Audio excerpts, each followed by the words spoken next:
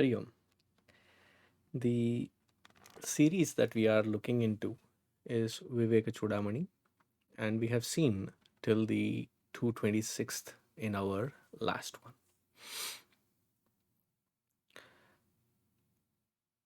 When it is said that Brahman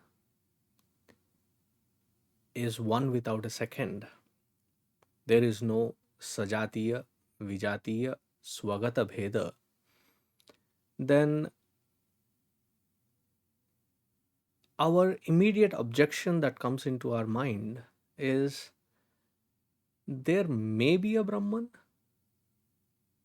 but I see this world, and this world is definitely limited, insentient, and to my experience. And you say that this world is, uh, then what is the status of this world?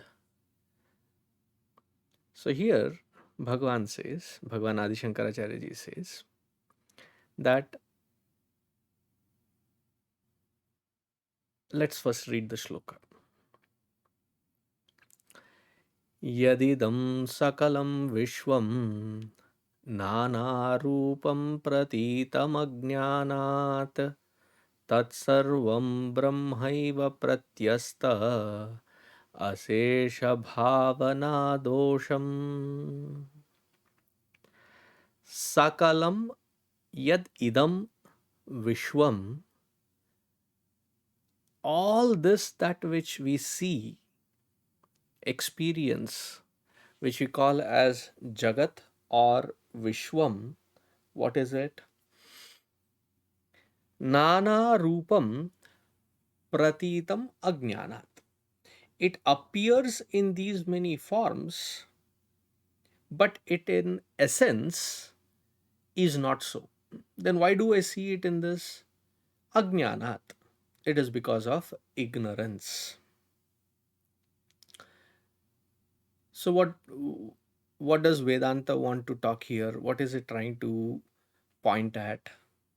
Again, Vedanta, whenever I say it, is Advaita Vedanta only, because that is how it has been proposed in the scriptures. That is how it has been proposed by Bhagavan Vedavyas ji, whether it is in Brahma Sutras, whether it is in Bhagavata Shastra, whether it is in Purana, Itihasa. His essential standpoint is not varying away from the Vedic literature. In Brahma Sutras, he says, Janmadyasya. We'll come to that as the Karyakarana Rupa, which is the concept which we'll be looking into. Janmadyasya. Bhagavatam also, the very first invocation shloka, he starts with Janmadyasya yatonvayaditaratah chartheshvabhignaswarat. There also, he ends saying not Krishnam Param Dhimahi or Vishnum Param Dhimahi. He says Satyam Param Dhimahi. That truth alone has to be ascertained and abided in. Dhimahi. There is no second thought about it. So, Vedanta Shastra, it says that this, that which we call as the creation or the world, it essentially is not something different or other. If there is otherness seen, that otherness is seen because of our own ignorance. Sakalam viśvaṃ yadidaṃ jatam. All this that which we consider as the Vishwa, what is it? It is nothing but nāmārūpa visheshana. It is just the nāmārūpa. Now, when we say it is nāmārūpa, an example would be good. Last week we had last shloka we had seen, not last week, but last shloka we had seen that the gold or gold ornaments manufacturer, they will be constantly producing a lot of different shapes, designs, and forms, and each one would be named differently. But though they have named it differently, it doesn't make the essence, the substance, something other. Otherwise, they'll have ghate ka soda. Meaning, the moment you make it into a form, a name given to it, it loses its potential of being gold. Then they would not prefer to make into ornaments. Even if they have made it into an ornament, even if they have made it into a bangle, a ring, or a ear stud, or a nose stud, or an anklet, it has remained gold alone. It has not changed its essence. It cannot change its essence. Then what has changed? I have given it a name to that form. Why? For transactional purposes. Because I wear it on my wrist, therefore it is called a bangle. Because I wear it on my ear, it is called a earring. Because I put it on the nose, therefore it is called a nose stud. Because I wear it on the fingers, it is called the rings. But other than that, when was it that the ornament lost its status of being gold? Has it ever? It never ever has. Similarly, sakalaṃ viśvaṃ yadidaṃ. Whatever is there, that which we call as Vishwa, as this Jagat, it is nothing but we see different shapes and forms, and we have given a nomenclature of name to it. And see what happens whenever we give a name. The moment a different name is given, that which is being named, we are assuming it as that many different.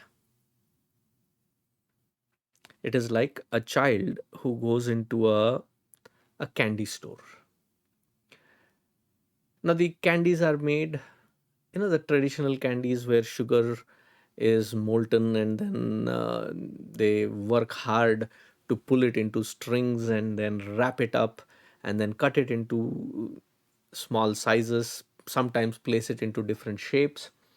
So the child goes and he says, I don't want a goat, I want a teddy bear.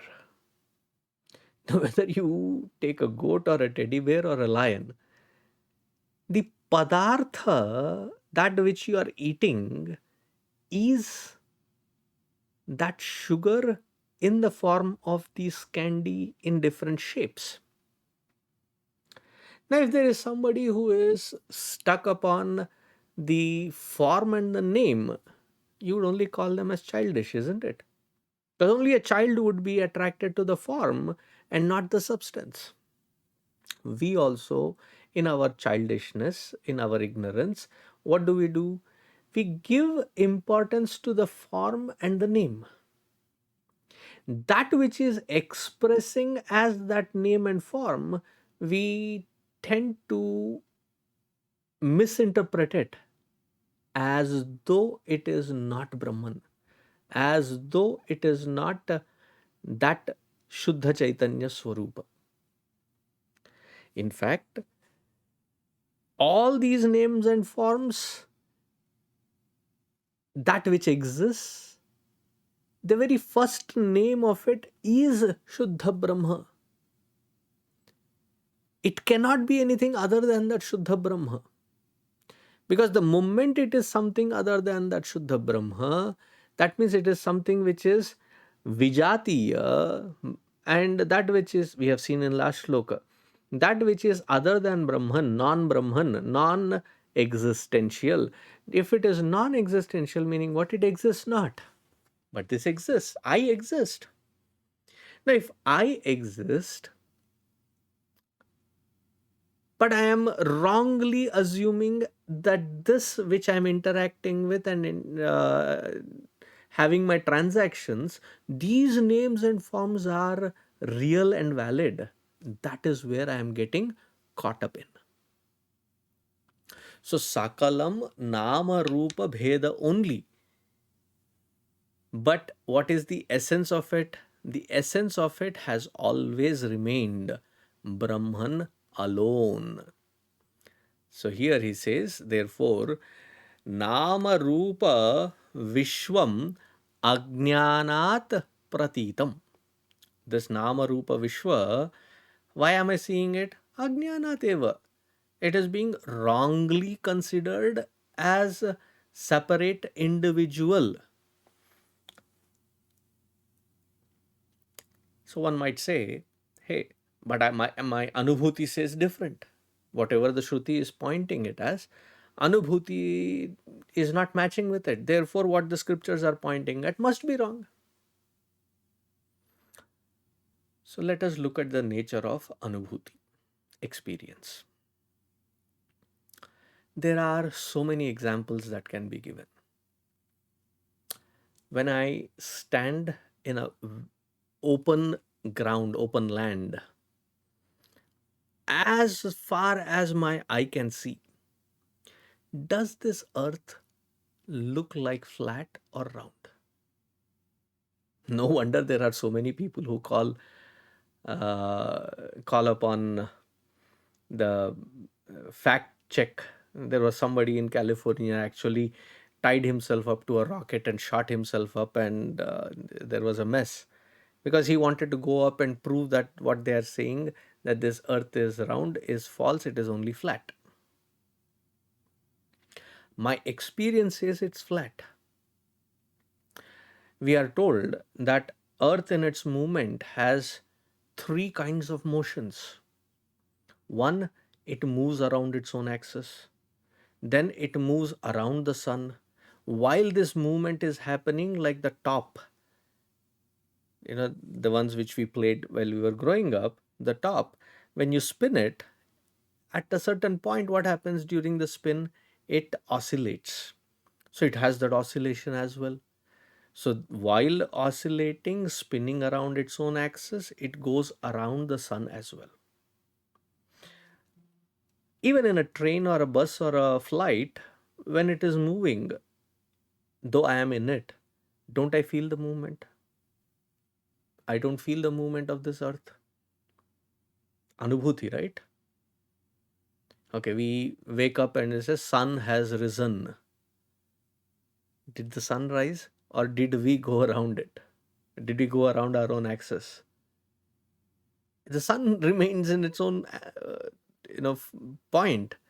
It is only the earth that is revolving around its own axis.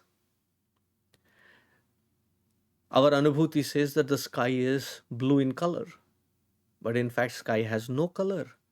It is just that the particles absorb all other wavelengths, and that which is left behind is blue, blue color, and therefore we see that blue color. But in reality there is no blue color, but anubhuti says it is blue color. Because there is this anubhuti that it is blue, it reflects in the oceans. And how does the ocean appear? The ocean, depending on the depth of that water level, it has different shades of blue. When you go to the Caribbean islands, I was in Saint Martin, there I saw, as the flight was landing, that was one time I wish I was sitting in a window seat. I usually don't prefer. I sit in the aisle so that my legs can be accommodated because of the height issue. But what I could see, peek through, it was amazing. I counted, there were at least about 13 to 14 different shades of blue. Pale blue to deep turquoise blue, turquoise green. You can imagine the shades now. Now, all of these colors, does water have color? Does this ocean bed have color? Because sometimes what we do with the swimming pool, for the water to appear bluish deep color, we paint the surface and the water mass on that gives you the feel that it is blue.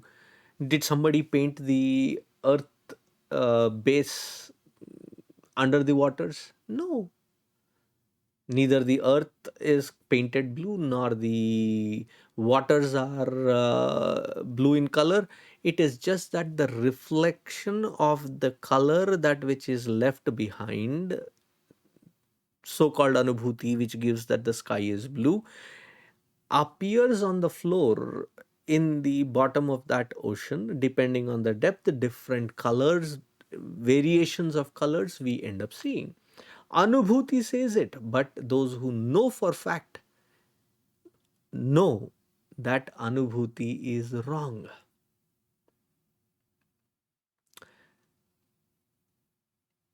Okay, this is one standpoint. Second standpoint is, if there is something other than that Brahma Vastu called as this Jagat, which is Vijatiya or Swajatiya Bheda, then what happens?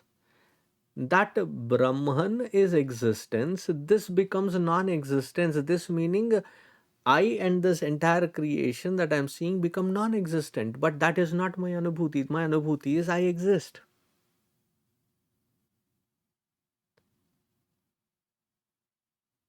We go in a kind of a loop. Therefore, there can be only one way to look at it. That which I am calling as Vishwa, though I am enticed and caught up in the Nāmārūpa, whether it is bangle, whether it is a simple test, right? Bangle, earrings, no stud, anklets, necklace, you give it back for sale to the goldsmith. What are they going to evaluate? Is it the size? Is it the shape? Is it the form? Is it the design? None of the above. They don't care. They couldn't care less for that. What are they looking at? They are looking at the worth, the value called gold. Because before they made it into an ornament, it was gold. While it was an ornament in different names and forms, it was gold. After they take it back and reconsolidate into it, again is gold alone. What has gone? The names and forms have changed. Just that we have given too much of importance to that Namarupa.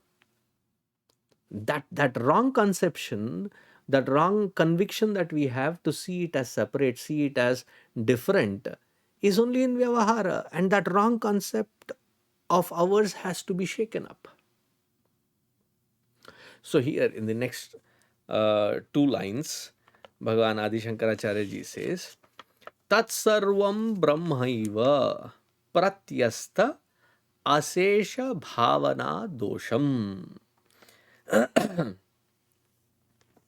Now, that which is Brahman alone, this entire universe is nothing but that Brahman alone, then that which you are seeing as something other than Brahman as names and forms has to be aśeṣabhāvanādoṣam. Bhavana dosham, a fault in our, or a limitation in our own thinking, in our own conviction.